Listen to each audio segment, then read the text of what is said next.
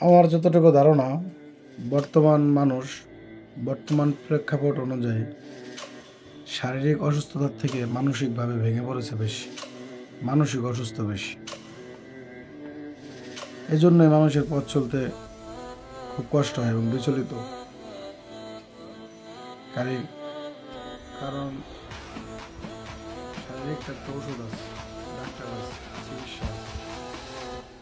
মানসিক রোগের শান্তি একমাত্র আল্লাহ তাআলা ছাড়া কেউ দিতে পারে না, এবং তার কোনো চিকিৎসার সমাধান কোনো যায় না। মানুষের কাছে বললে উল্টা আরো হাসির পাত্র, আর কাছের মানুষ হলে শান্ত। এটাই উপকার। দুনিয়া শান্তির জায়গা না, অশান্তি তো ভোগ করতে